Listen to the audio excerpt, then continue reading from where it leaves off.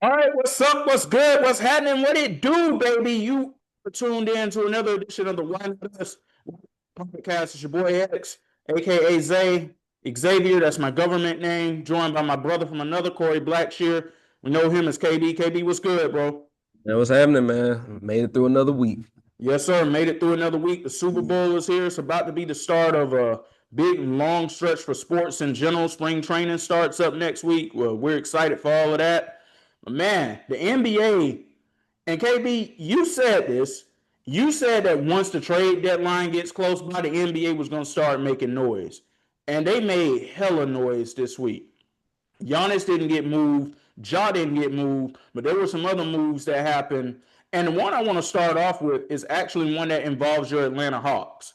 And that is Jonathan Kuminga and Buddy Hield coming to the Hawks in exchange for Kristaps Porzingis. And before I toss it to you, KB, I just want to say when Porzingis was when he signed with the Hawks in the offseason, I wasn't very optimistic about that move for the simple fact that his career has been nothing but riddled by injuries. The talent is not to be questioned, but the availability is, and the best ability is usually availability. And the Hawks, you get a sharpshooter like Buddy Hield now, a veteran in the game, and Jonathan Kuminga, who needed a fresh start just to get out of Golden State. I'm excited for where this Hawks team could be headed. And I just want to say something really quickly before I toss it to you. Hey, Hawks fans, do y'all still miss Trae Young? Because it's been about a month since this trade happened with Trae Young to the Wizards. And yes, I know they didn't get what you would have liked to have gotten in exchange for a player of Trae's caliber, but to me, they're making up for it now with the moves that it is that they're making.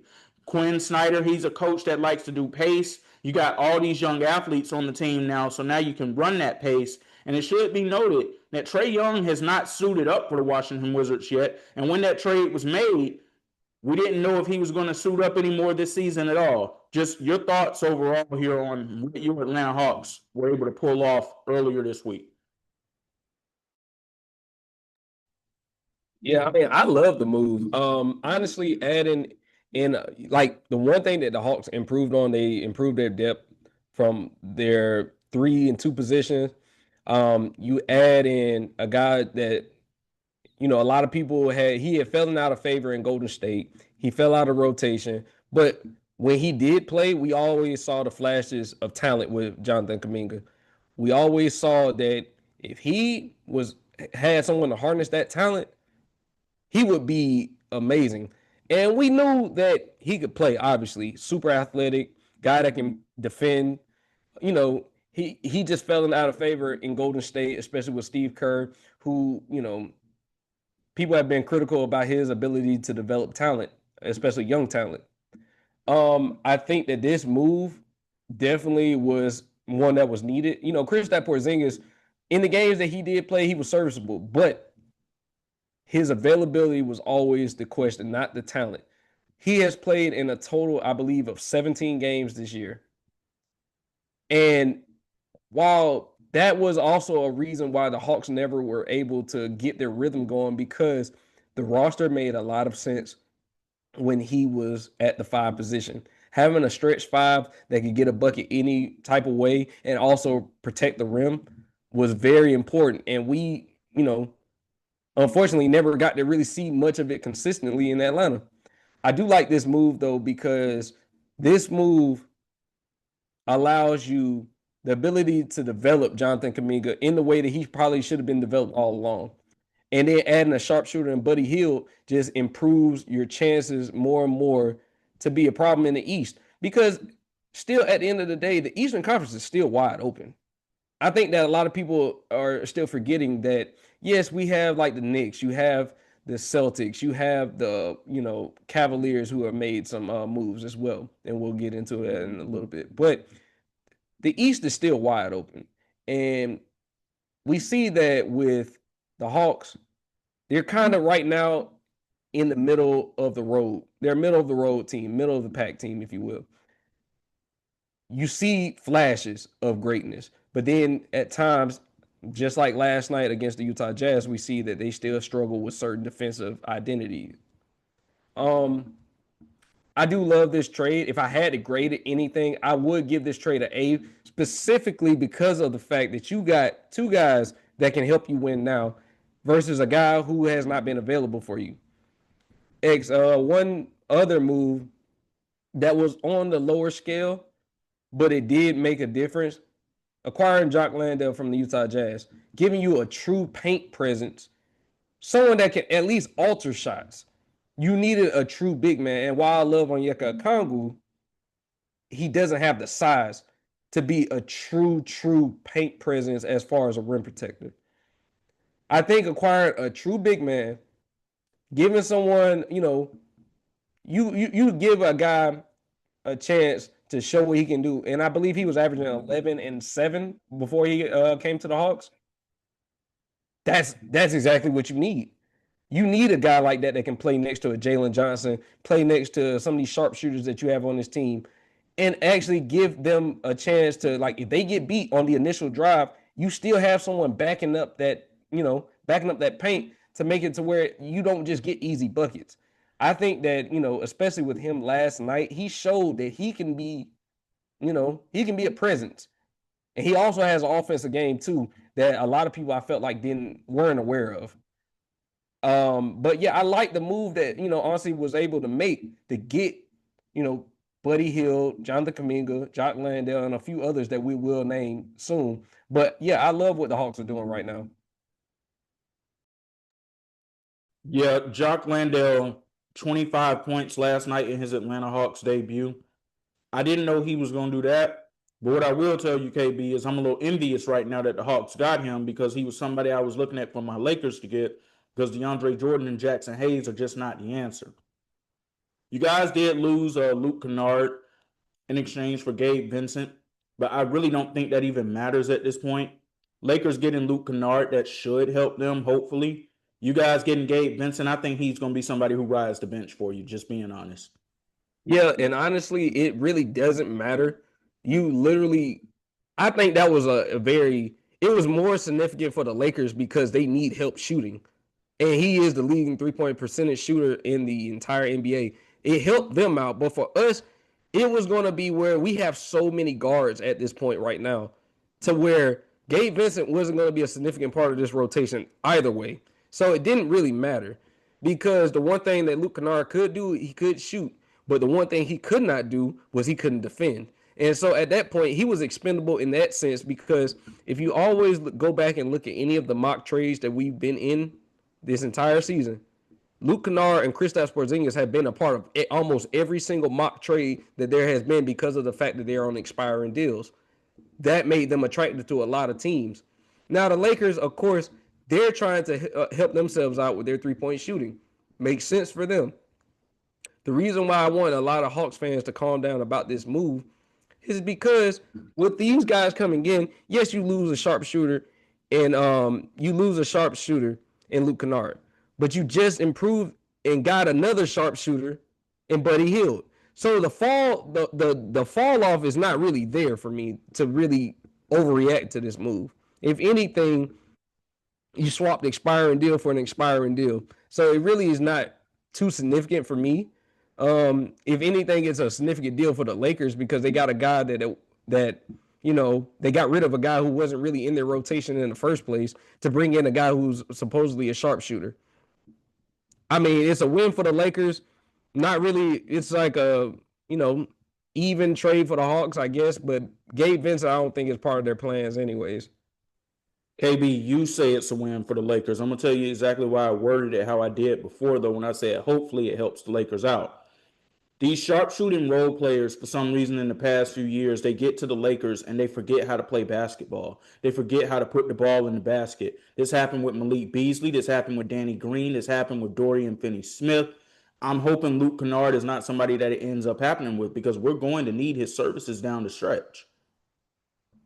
Yeah, absolutely. Yeah, like you just said, I remember when I thought that Malik Beasley was going to make significant noise for the Lakers, and it just never happened. And you're right. It is a narrative going on that these so-called sharpshooters forget how to shoot when they get with the Lakers. I don't know why that is, but it is like something that you do have to pay attention to. I do think that the Lakers, hopefully this move works out for the Lakers, because I know Lakers Nation is a little bit disappointed because there was no significant moves being made at the deadline to improve their team in a loaded Western Conference where they need help. They need help desperately. They just got back Austin Reeves, so thank God for that, because it's going to be a very tight race through this Western Conference, especially after All-Star break, to see who gets that top 6 seeds. But I think that getting Austin Reeves back does help them. Adding Luke Kennard does hopefully help them. So To your we'll just point, see. really quickly though, about Austin Reeves, we're having our fingers crossed this morning that Luka Doncic's leg injury last night wasn't serious. They're saying it was some type of hamstring. So hopefully, that's not serious and he's not out a significant amount of time, because it feels like when one comes back, another one goes down. Like we saw it, like LeBron comes back, that's when Austin Reeves started having his troubles. Austin Reeves is back. Hopefully, this is not a long-term stint injury for Luka. Those three are going to have to figure out their cohesiveness out there on the floor, because although we don't think it can work out there in the loaded Western Conference, you at least got to give the chemistry a chance to develop. Absolutely. And it's such a shame that they haven't really been able to play significant amount of time together to actually see how well it would gel because of the injuries. Like I said, hopefully Luka is not out for a significant amount of time. Good thing is All-Star break is coming up, so he'll have some extra time to recover. He may not even play in the All-Star game. We see that, SGA is not playing as well. So hopefully that gives him a much needed break to just be able to rehab that injury. And it's nothing significant because, like I said, the Lakers are going to need every game they can get at this point, because they need to create some distance between some of the elites in the Western Conference to be able to, because I think that this is going to be one of those situations where the Lakers are going to, they're going to be in an uphill dogfight, because while OKC has kind of cooled down a little bit from the significant start that they had at the beginning of the season, they're still OKC. They're still OKC. Houston still has a lot of depth. You have Denver, who just got Jokic back, who has a lot to prove. So it's gonna be one of those things where we gotta wait and see. But hopefully these injuries don't keep stacking up, and that the Lakers role players can step into their role and actually contribute the way they should be, and that they can get more out of the other guys, not the guys that they're relying on every night. Because if you're relying on a 41-year-old LeBron to carry you night in and night out, you're relying on Austin Reeves to come back from injury and just do this night in, night out, Luka to do this night in, night out. The burnout in the NBA is real. And we can't expect these guys to have, great games on a random Tuesday in what, February. It's unrealistic to see if that's going to be the way that you're going to win games. I do feel like that I think that their most significant moves are going to happen to come in the offseason. Because I really felt like this trade deadline came and went, and Lakers Nation was pissed that they did not make more moves because they're used to excellence. And unfortunately, Luke Kennard is what you got.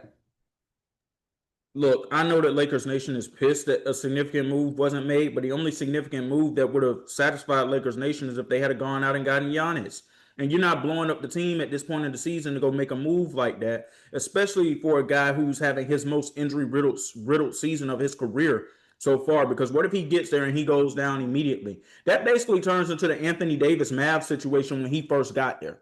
That's basically what that turns into. Now you got Luka, potentially LeBron, and what else is out there with them if you've had to strip the cupboard bare to send that to Milwaukee in exchange for Giannis? So I'm not upset that that didn't necessarily happen. I would have liked to have seen a big man come to the team, and I still think that that can happen in the potential buyout market. Cam Thomas has been waived by the Brooklyn Nets. Maybe he's somebody that they try to add for the cheap. I don't know. But two teams that you didn't mention there, the San Antonio Spurs, they're definitely in play in the Western Conference. And I think the Houston Rockets as well, because I believe they're going to end up getting their point guard that they've been looking for all season, KB. Lonzo Ball was traded in a trade to the Utah Jazz from the Cleveland Cavaliers. He's expected to be bought out by Utah. I see him ending up somewhere like Houston because they just simply need somebody who can go out there and set the table for them. He doesn't even have to be the Lonzo Ball that he was with the Chicago Bulls. I don't know if his body will even allow him to do that anymore. But they just need somebody who can go out there and set the table for them simply as a point guard. And to me, that puts them into play as a threat in the Western Conference, as if they're not already a threat to begin with anyway. But I want to go back to the second part of this first trade that we talked about. And that's the Porzingis factor of it and him going to the Warriors. And I just got to say this. Steph Curry, I'm so sorry. I'm so sorry that the Warriors have failed you at this point because it just seems like yesterday we were watching game 6 of the NBA Finals in 2022 and they were winning their 4th championship in the Steph, Clay, Draymond, Steve Kerr era on the parquet floors in Boston, Massachusetts. And so much has happened with that team since that point. But I'll go back to something that we've already talked about, KB. Things started falling apart with Golden State when Bob Myers walked out that door. But I want to know why Bob Myers walked out that door. What was coming down the pipeline that he possibly knew that nobody else was really paying attention to? Because you don't get up and just leave a job like that in a situation like that with a superstar like that and you being able to build and craft teams the way that you have. Maybe it was the emotional toll of Clay and Draymond's contracts coming up. The situation that went down between Jordan Poole and Draymond Green and them knowing that you're going to have to move off one in order to keep the other and to keep the harmony and the peace in the locker room. But things have not been the same since Bob Myers came. Well, since Bob Myers left, Mike Dunleavy Jr. came in there. I was never a fan of him coming in there as the general manager, thinking he was going to do a good job. And you saw people on Bleacher Report and ESPN grading this as an A+ trade or an A trade for the Golden State Warriors. And I'm like, do y'all actually watch the games? You and I had this conversation offline. Do these people actually watch the games? Nobody is saying anything to knock Kristaps Porzingis and his talent, but his availability is a huge question to be had. And not to interrupt you, but I think that just goes to show a lot of this information. Like we live in an information era right now, and a lot of it's clickbait. Kristaps Porzingis' talent is, like you said, is not to be questioned. But I just want to put in perspective. Today is February the 6th. Kristaps Porzingis' last game that he has actually played and suited up for was January the 7th. Let me just go through his last 5 games played. December 5th against Denver. He does not play until New Year's Eve against Minnesota. Then proceeds to play January 2nd, January 5th, January 7th. That was his last game played against the New Orleans Pelicans. So we're talking about them grading a trade as an A when this man has not played consistently throughout the entire season. There is no certainty when it comes to when he'll play. But yet we're supposed to believe that this is supposed to be an A+ trade and a C trade for the Hawks? How you get 2 serviceable players that you will know are going to play versus a player that you are not sure when he's going to play due to his medical condition. This is where we as a podcast, we try to give y'all the realest information possible, but there's no way that people can look at that trade and see that the Hawks came out as a loser. Because I can tell you, I'm in those circles with other Hawks fans. I can tell you how frustrating it was to not feel like we had a real shot to see what our team could look like. Because one of our biggest acquisitions from this past offseason hardly ever plays. We always talk about, what the team would have looked like if Trey and Jalen got to play. We never got to see what a team looked like with all 3 of them playing because, for one, we talked about Trey's availability. We never got to see him play really with Kristaps at all. It was always one of those things where he was a game-time decision, and then he gets marked as out. He's a game-time decision this time, he's questionable. You never know what it's going to be like with Kristaps Porzingis. So if that is your biggest significant move for a team that has still championship aspirations in the Golden State Warriors, I feel sorry for you because there's nothing as far as if I'm Steph Curry that has me excited right now or has me in any belief system that we have no Jimmy Butler. We have an aging roster and you go get me a guy who's played at best 17 games this season. I have no I have no belief in this front office at this point because I can't even explain the moves that they're making to even get him any type of significant help. We have a lot of, you know, teams that have never reached the success of the Golden State Warriors. But this right here is one of the most questionable moves. And, honestly, this is a W trade for the Hawks because they were just trying to move off of his contract anyways. He had an expiring deal. A lot of teams were interested.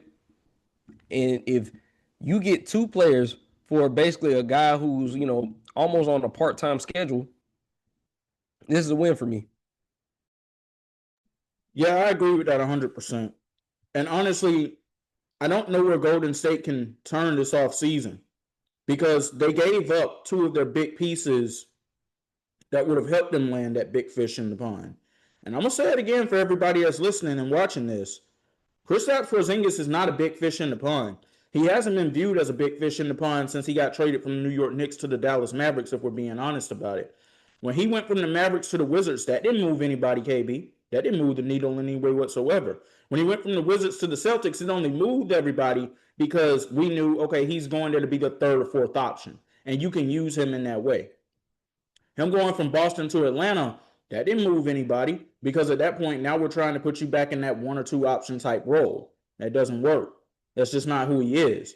And now him going from the Hawks to the Warriors, Draymond Green is not offensively what the Warriors need for him to be their number two option. Do you trust Brandon Podziemski? I don't. Do you trust the Spencer kid at that point? I don't. So obviously, Kristaps is who everybody's looking at to come in there and be the number two option. And we don't even know when he's going to go out there to play basketball again. So, yeah, Steph Curry, I'm so sorry that this team has failed you at this point because he's having another excellent season and it feels like it's all for nothing. And they just feel irrelevant at this point, KB. I mean, do you even think about the Golden State Warriors anymore? No, and honestly, with the moves that this front office has made, as of I'll say the last 4 to 5 years, I officially, that marked yesterday the end of their championship window as we know it right now. Unless something a drastic move like you do get a Giannis into the building, their championship window is closed because you're asking a late 30s Stephen Curry to go out and win you games because he doesn't have the supporting cast. Paz is not somebody that I know all of the hype surround that he had surrounded himself with. More of he has the confidence, but he does not have the game. Just you got rid of one of your, young core pieces in Jonathan Kuminga, who was on the championship team in 2022. Because, like I said, Steve Kerr, he'd been wanting to be traded, and reports came out that he was actually shocked that he was traded. He didn't even believe that he would have been moved. That just shows you there's some dysfunction going on in Golden State. Draymond spoke about if he was moved in a potential Giannis deal, it was a hell of a run. But that would have been the only thing that could have reopened their championship window. As of right now, it's closed. It has to be. There's nothing on that roster that gets me excited and looks at like they're in the upper echelon of the NBA, especially in the Western Conference. They right now, the way I view them is a fringe playing team. That's how I look at them because they're one injury away from being insignificant altogether. And I mean like one of their starting rotation pieces. Like if Steph goes down, Lord forbid, and I'm not speaking on, I'm not speaking the injury or wishing the injury on Steph, but if he goes down, the whole thing goes down. This is over. So you're asking him later in his career to go out there and basically be 2016 Steph, which is not possible no more. You know what I'm saying? We just got to be realistic. He is who he is. He's always been that for the duration of his career. But he is not that same Stephen Curry anymore. And, the league has adapted to being able to guard him. You know, the Thompson twins, they show that they can be rough with him, grab him, and everything. Like, and that's gonna be tough for you to say I can go out and win a playoff series when they're guarding him like this. They can. You got teams that can throw multiple bodies at him, wear him down in the game. That's gonna be tough for you to say go out and win us a playoff series, let alone go out and win us an NBA championship. Like, it's just not feasible right now.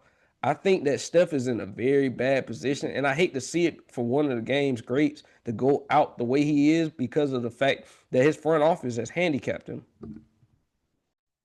Well, there was another team in California that made waves this week with the moves that they made, and it started on Monday when we heard that James Harden and the Clippers appeared to be on the outs because they couldn't come to terms on an extension. And you know the rule, KB. When James Harden gets to the point that he wants out, you let him go. Let him, because if you make him stay, he turns into a real problem. We've seen that in Philadelphia. We saw that in Houston. So James Harden is now a Cleveland Cavalier. Darius Garland is now a Los Angeles Clipper. That's not something I had on the bingo card this time last week, but it's happened. But that's not the only move that the Clippers made this week. And I'm so puzzled right now by the fact that they made these moves because they've been the best team in the NBA for the better part of the last 2 months, if we're being honest with ourselves. We came on here when the Chris Paul stuff went down, and we cooked them for how they looked as a team, for how they handled that situation. But they honestly have been out there playing the best basketball out of anybody in the league. And now they just basically decide to blow their team up like this. It started with James Harden. And then yesterday on the trade deadline, on Thursday, it ended with Ivica Zubac being traded to the Indiana Pacers. And we had heard a couple of days before that he was rumored to be on the trade mill. It's like, are you guys really going to do this? And lo and behold, they did it. The big fish they got back in that one was Benedict Mathurin. I want to say the Clippers are rebuilding, KB. But I'm also wondering, with everything that Pablo Torre revealed in that investigation in the offseason before the start of the season with Kawhi Leonard and Steve Ballmer, is there something else going on behind the scenes that we don't know about that's going to end up revealing itself after the All-Star break is over? Are they about to lose Kawhi Leonard? Is he about to get suspended? Do they know this already and they're just already making their moves for the future? Because I've heard so many different stories in terms of, well, Ballmer just didn't feel like this team could contend anymore, so he wanted to go ahead and blow it up. Now, that doesn't make sense when you go on the type of streak that it is that they've been on for the better part of the last 2 months. They basically were teetering with the play-in tournament.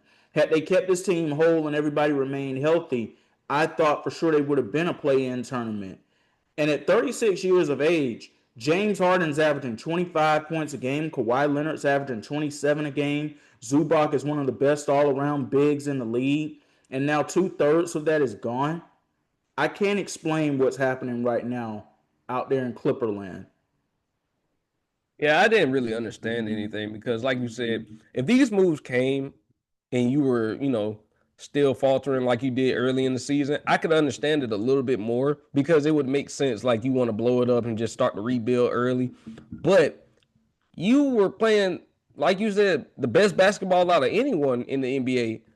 Like, you were on a streak, and then you get rid of James Harden, who's still third in the league in assists per game, who's still one of the best playmakers when it comes down to it in the game. A great big in Zubac. I just really don't understand it. And it's like with everything that's going on, I do feel like it's something behind the scenes going on because you don't make those moves for no reason, especially in the midst of playing good basketball. Like, I really don't understand it because, like, what you got back some draft capital in the Zubac deal. You did, but it still just didn't make sense to me because it's just like you're trying to maximize everything while you still have Kawhi. You're trying to maximize your not even just championship window because I don't look at them. I never looked at them as a contender, even with the win streak. I never looked at them as a contender. I looked at them as playing really good ball, but I said they still got a long way to go. But I did say that they're playing great basketball right now. It looks fluid. It looks like they got a lot of camaraderie going on. I say it looks great. But I never looked at them as, I looked at them as like, okay, they could get into play in, possibly beat someone depending on the matchup, get into the playoffs as a low seed, possibly even get up to the 6th seed, maybe. I wasn't gonna go that far, but you never know with injuries and all that kind of stuff. Anything can happen. But it just seems like to me, with Kawhi his situation coming into the season with all the news that we heard in the offseason, you would, him having I believe this is his best statistical offensive year. It's just puzzling to me. Like I'm still confused on all of it. Like, what was this the plan all along, or I wonder what those front office meetings have been about, because you don't make these moves in the midst of a streak. Like I said, if you were in the midst of a losing streak, I can understand it. I can understand a lot of things if you were in the midst of a losing streak, even considering coaching changes if you were in the midst of a losing streak. I still believe Tyronn Lue is a good coach. I just don't get what the front office is doing. Like Steve Ballmer, I'm trying to be as like diplomatic as possible, but this is stupid. Like this whole thing is just stupid. Like you basically blew it up for what? Benedict Mathurin? I don't get it. Like you got back Darius Garland. Like if anything, to me, that's a downgrade. When you go from James Harden, who's top 3 in assists per game, still averaging over 20 points per game. James Harden should have been an all-star this season. Okay, I agree. I definitely agree with that. I was kind of surprised that he didn't make it, just given everything that they had to overcome to get to where they're at now. I do think that he should have been an all-star. I think he got snubbed. But to replace him with, in my opinion, yes, younger, but not more productive. Like Darius Garland is one of those players where he's like, I mean, he didn't really do, like when that happened, I said, oh, this is definitely a good trade. If you're talking about just an even swap, yeah, you make that trade all the time. Even with a 36-year-old James Harden, I feel like he gives you more, especially with this Cleveland team now, than Darius Garland does.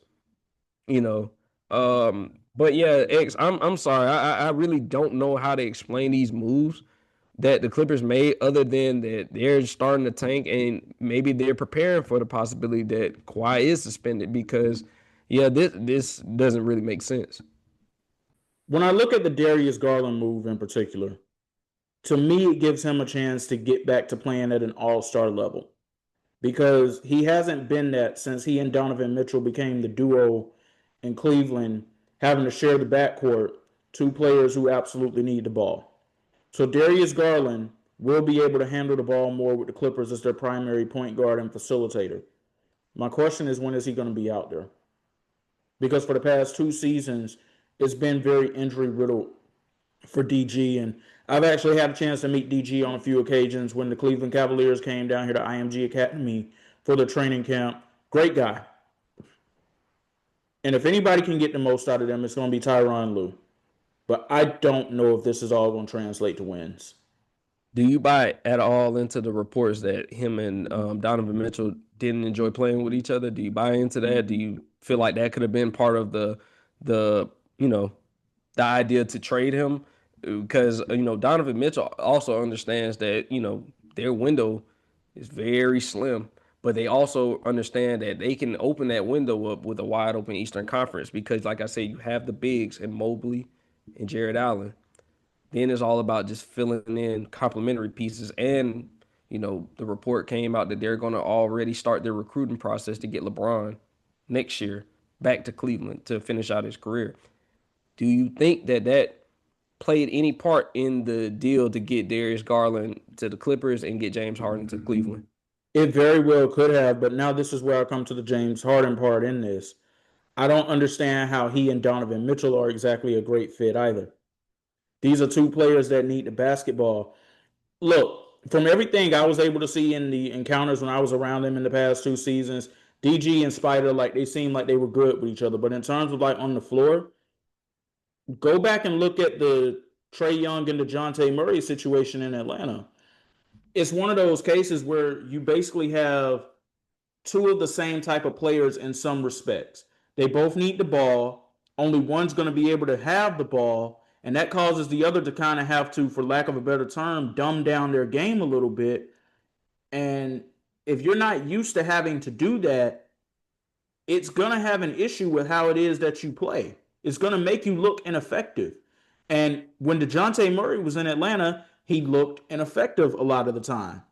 Darius Garland, for the past 2 seasons in Cleveland, had gone from being a two-time All-Star to at times looking ineffective. And I feel like it's because he had to change his game as he and Donovan Mitchell continued to go on as a backcourt. Now, it also should be noted, too, that there was a coaching change in the middle of all of this, too, in Cleveland. They went from having J.B. Bickerstaff to having Kenny Atkinson. And maybe Kenny Atkinson's offense, in his game plan and his system, is more focused towards Donovan Mitchell being the main facilitator and the main ball handler for the team.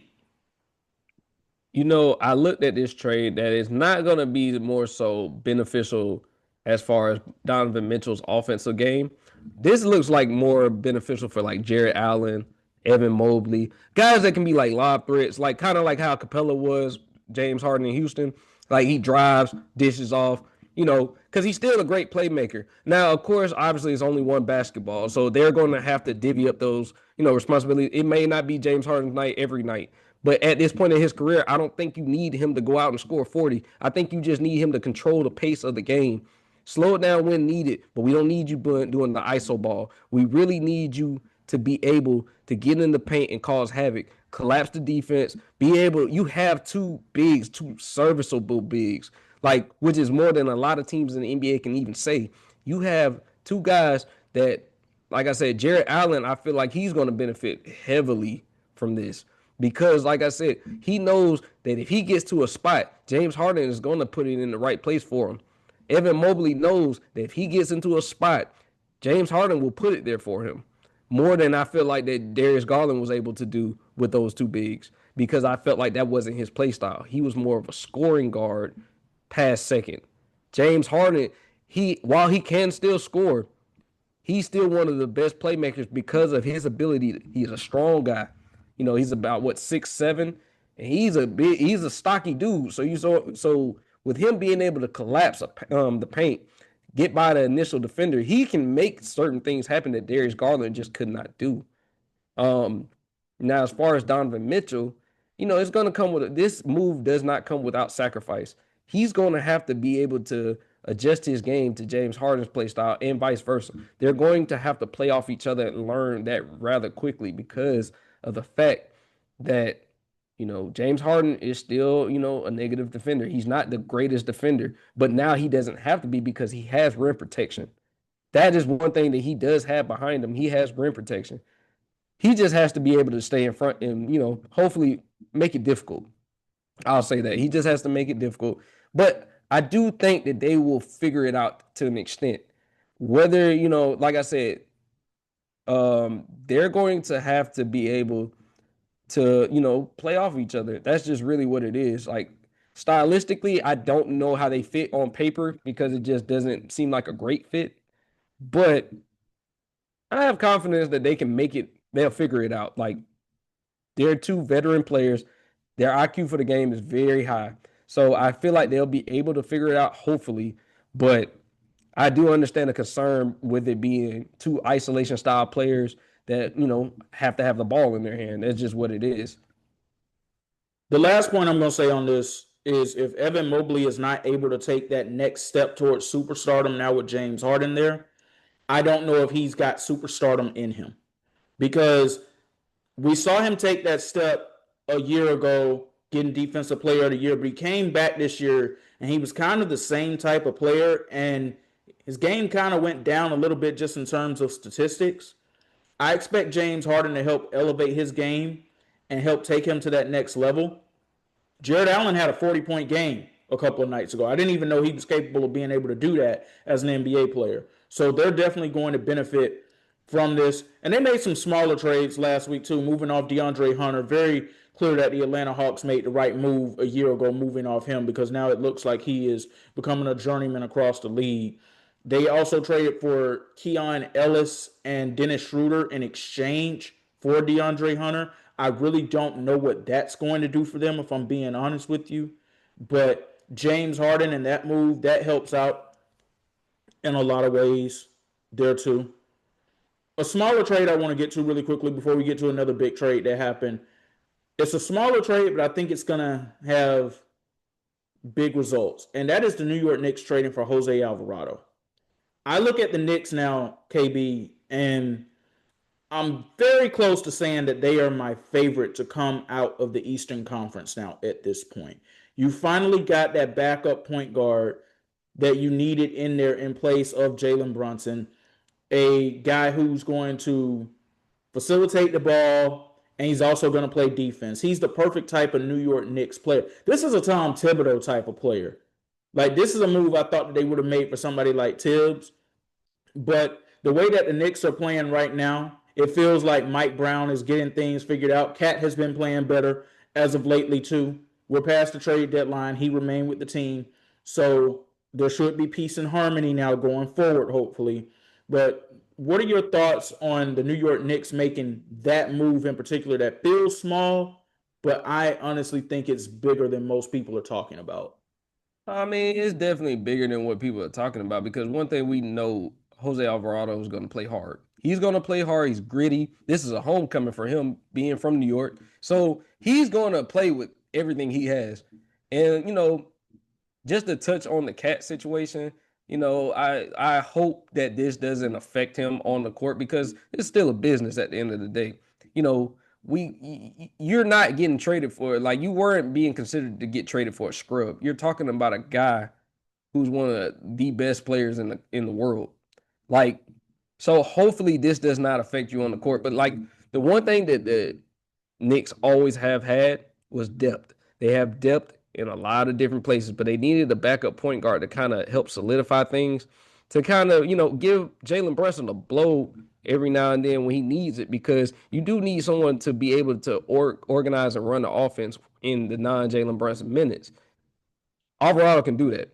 He doesn't even have to be able to be a scorer coming off the bench. He just has to be able to dictate the offense because as far as scoring coming off the bench, you still have Jordan Clarkson for that. You have guys on that team that can go get a bucket in a different amount of ways. So I do like the move. It's one that flew under the radar, but it was kind of big to me when I first seen it because I didn't think that the Pelicans were going to make that trade. But when they made it, I said, oh, the Knicks got, I'm not mad at that. I'm not mad at that at all because, like I said, all you're doing is making it to where you're going to be a tough out for anybody in the playoffs because you're going to play. You got tough defenders. You got gritty defenders. You got guys that, like you said, this is a Tom Thibodeau type of guy. He's going to give you nothing but straight effort. While you already got guys that give you nothing but straight effort. So I like the move.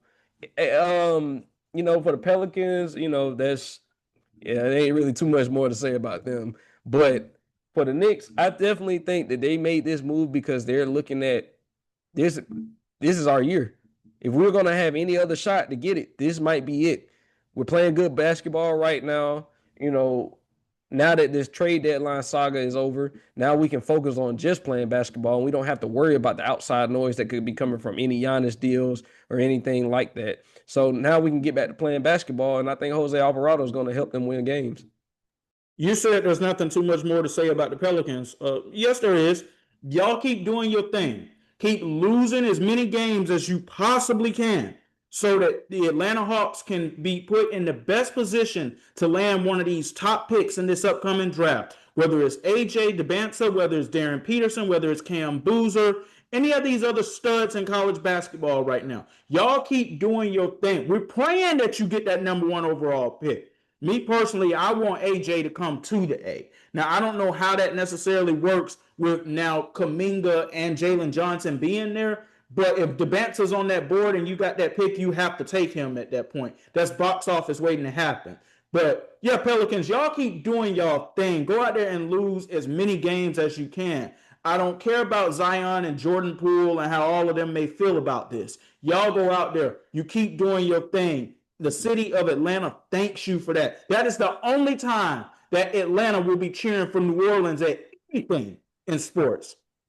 And the funniest thing was that it was a report that came out that they are not willing to trade any of their core pieces because they feel like they have a playoff roster.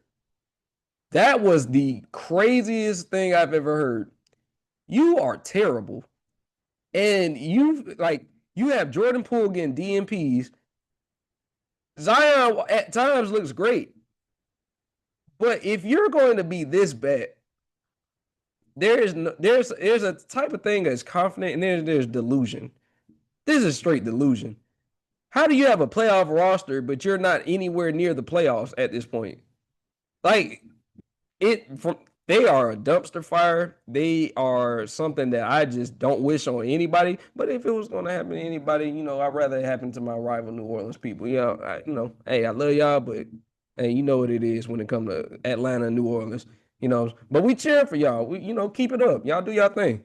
Yeah, we are cheering for y'all to continue your losing ways. We thank you very much. The city of Atlanta thanks you. It's the only time they're probably going to thank the city of New Orleans for anything in sports they're doing in terms of a favor. But y'all keep losing. You keep running that dumpster fire that you're running. Don't get it together until after this season is over with. We're begging you to do that because we want that number one pick.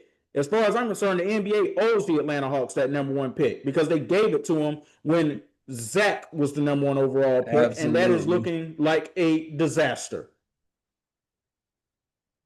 Yeah, you spoke on it, but that is the truth. If you know, you know. The Hawks definitely, we need some good fortune at this point because, no. Zach, I'm sorry, but no, absolutely not. Hell no.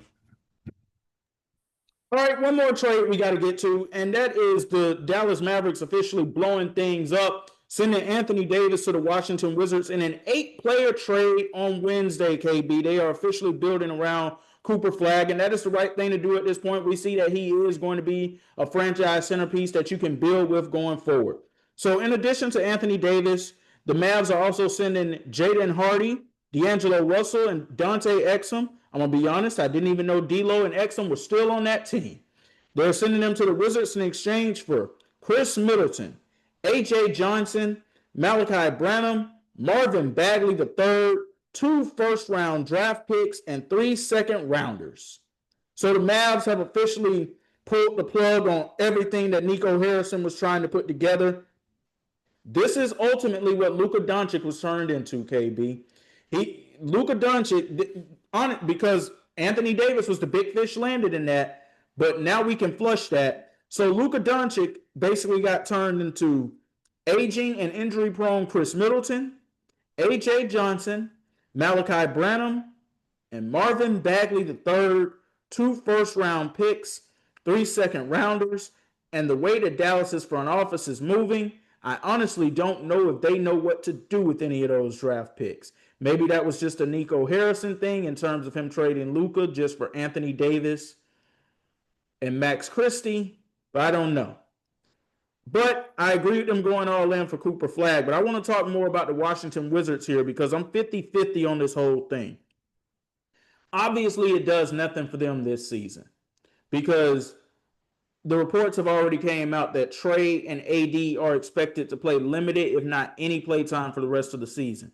But going into next season, if they can come in on a clean bill of health, how do you feel about the Wizards going forward? Honestly, I like it. You got rid of some of your aging veterans, and you still got to keep some of your young talent, as well as the centerpieces that you're supposed to be building around with Trey and AD. Obviously, with AD, we know his availability is always going to be in question. But when healthy, he can still produce. That is when healthy. But I do think that they have, I think that they've shown that they are willing to try to make something happen. Because, when the Trae Young deal went down, nobody really batted an eye. They was like, why would he go to Washington? Washington has a lot of great pieces still. And I still think that, Alex Sarr, he's going to continue to develop. Having him and pairing him with Anthony Davis, that could be something really good in that front court. With Trey being a steady vet, AD being a steady vet, you're going to have some leadership in that locker room that helped mold some of those young guys, because that was the biggest thing, not having to get rid of some of those core pieces that you were trying to build around, like Bub Carrington. That was somebody that those are some of those guys that you need to keep in order to make this thing make sense. I think it's starting to make sense now, because if it does work, there's some geniuses. They're geniuses. They got rid of an agent Chris Middleton, for God's sake. Like, they didn't have to give up. They got rid of guys that weren't really significant to their team anyways. These were guys that they were fine with having to part ways with. Now, of course, you're looking at the 2026 draft pick that they got via OKC. That's not going to turn into anything early. There's not going to be anything early. While they're still going to be tanking significant, they could end up with a top 5 pick. That is what they're looking at. They could end up with a top 5 pick going into next year with how bad they are, because they still have I think they own their own first round pick. Not only they just gave up the OKC pick, so they own their pick. They're terrible. They could end up having a top 5, maybe even a top 3 pick with how bad they can end up being, which is why I feel like Trey is not playing, and AD may be also told not to play, even though he's coming back. He's still injured, but this is kind of looking really, really good for the Wizards, who haven't had really much. Washington hasn't really had much to be excited about in a long time. It's going to definitely be able to, at least at worst, sell some tickets. You could have a top 3 to 5 pick coming in next year, Trae Young and Anthony Davis as the forefront of your team, young core pieces that can contribute as well. I mean, there's a lot more grim situations in the NBA than this. So I actually love what they did. I thought that, their front office, they went out, they saw an opportunity, they went and took it. I'm not mad at it.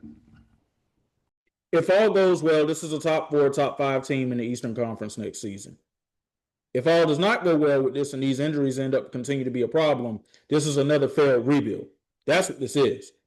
So that's why I said I'm 50-50 on it, because no doubt when those guys are healthy, they are difference makers that are out there. And I think Trae Young and Anthony Davis both are going to be rejuvenated playing in a new situation. And I think they're just going to have that motivation of wanting to put DC on their backs and prove that, hey, we can go out there and we can build something. Can you imagine what it would do for the legacies of Trae Young and Anthony Davis if they can turn the Washington Wizards back into winners again? And that is very true.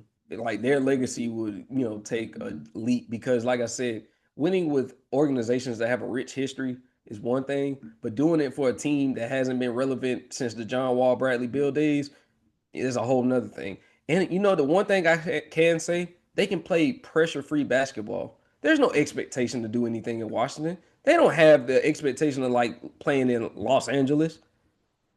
And, even with Trae Young, he gets to play carefree basketball. He doesn't have to worry about the being blamed for this or being blamed for that. So he gets to start over. They both get a fresh start. They both get, something that they needed.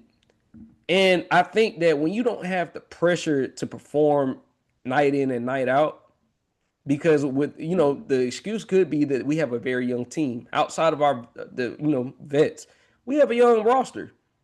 So we're going to give them time to actually gel and work together. And I think that them having a full offseason together, it's going to do wonders for them. Having the young guys have a full offseason together to gel with those vets, the sky's the limit. Because, like you said, if they're a top 4 to 5 team, this has been one of the craziest rebuilds I've seen in a while, because it literally happened in one season. They made moves. Like, nobody actually thought that Trey was going to request a trade to Washington, of all places. And then nobody thought that Anthony Davis, while people thought that he would be dealt, nobody thought that Washington was a destination, or even an afterthought. They were an afterthought, pretty much. So if these are your centerpieces to your team, and then you're still building around guys like Alex Sarr, Bub Carrington, Bilal, hey, I'm not mad at it. I think that this team has a lot of potential. Their potential is through the roof. Now it's just about, can they stay healthy? Can they put it all together? Can they gel together? Can their chemistry be as good as we see Trey, out. He's indoctrinating himself into the city. He's attending, hockey games. He's bonding with his teammates, which he should. I think AD is going to fit right into that.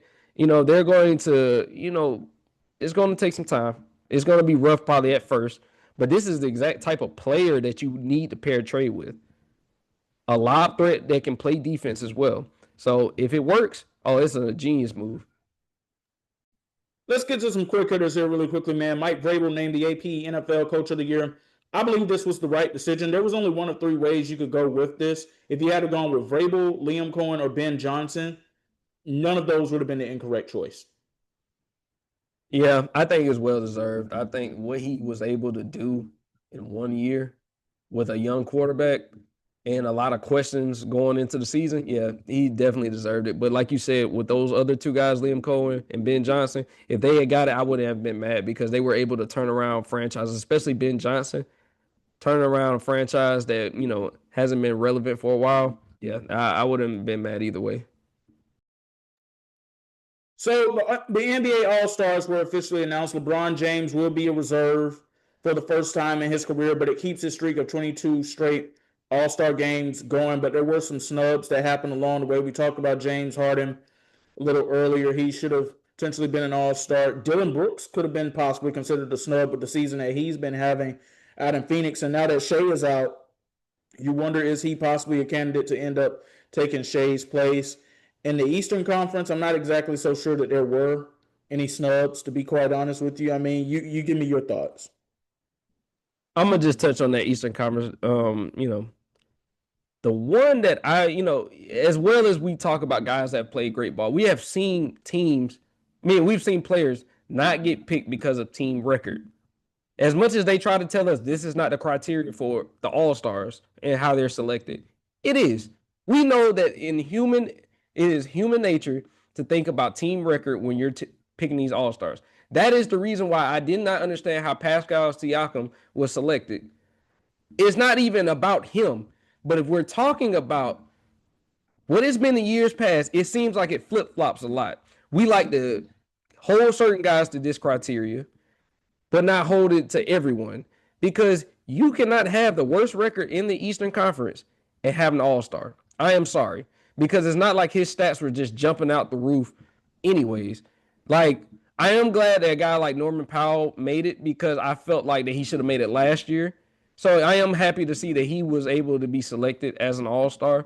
But it just goes to show that we're kind of, the Western Conference definitely had, snubs. Because James Harden, like you said, Dylan Brooks having an amazing year in a year where, the Suns have had to rely on him and Devin Booker heavily, with Jalen Green being in and out of the lineup. So, I just look at it like that. I don't like how sometimes we factor in team record, and then sometimes we're like, oh, well, team record doesn't matter. It's got to be consistency across the board when it comes to these All-Star selections. Is it possible that the reason Pascal Siakam was selected is because he is a front court player and they just needed to fill that void with a front court player? Because are there too many other front court players that you could have put in front of him? And look, I'm with you on that because of the team record wise stuff. If it wasn't about the front court player, I can make an argument that Josh Giddey should have made it. LaMelo Ball should have made it. I can make an argument for them. I could even make an argument for Brandon Ingram could have made it. I really could. And I think that if we're talking about front court players, Toronto's having a great season. I think that they could have had two All-Stars, Scotty Barnes and Brandon Ingram. Both That's valid. had legitimate cases to make it. So when we're talking about it, like, it's just perplexing to me how he was able to get in on a team that has had the worst record in the Eastern Conference and one of the worst records in the league. And we've seen historically guys not make it because of that same reason. We even hear inside the NBA used to talk about it a lot, like, oh, their team's not winning. He don't deserve to be no All-Star because it's empty stats. With Charlotte even playing better ball, like, excuse me, you could have made the argument that LaMelo Ball could have made it, regardless of front court or back court.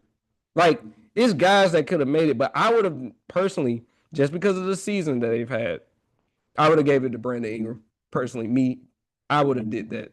That's valid. I agree with that. I honestly forgot about BI in that part of the conversation there really quickly. Back to the NFL and the awards that were given out on Thursday at the awards ceremony. Jackson Smith and Jigba named the AP NFL Offensive Player of the Year. Yeah, they got that one right, 100%.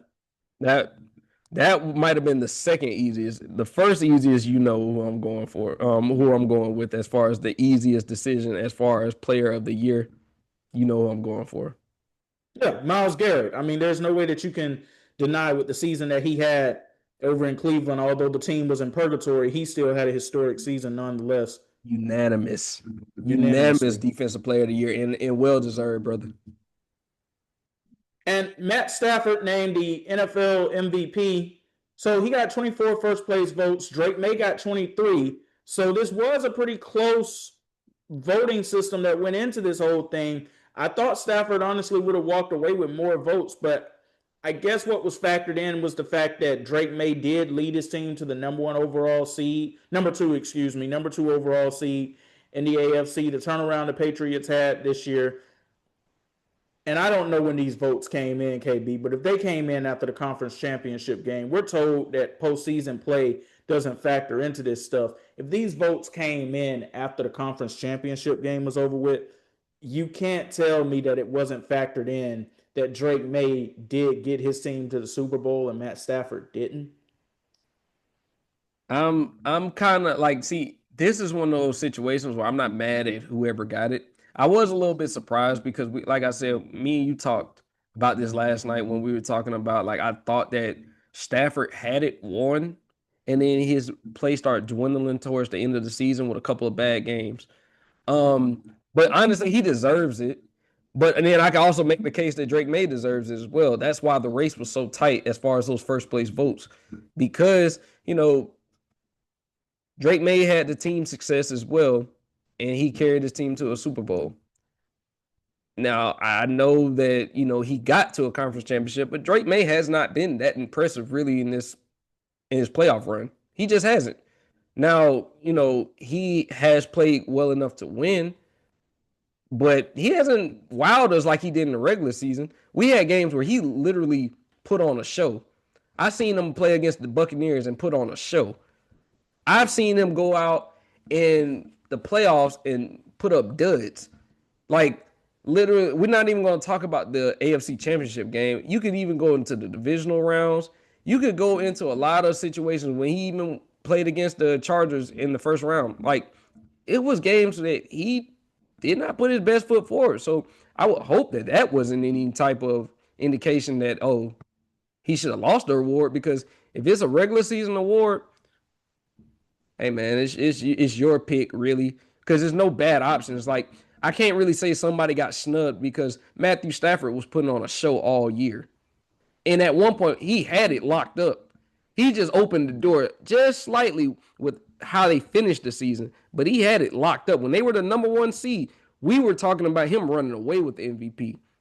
So it's not like that, he did anything wrong. He just had opened that door slightly for Drake May to even be questionable as far as being the MVP. But honestly, I'm not mad at either one. Like, if either one had got it, I wouldn't have been mad. I understand completely. And I understand, why he won the MVP.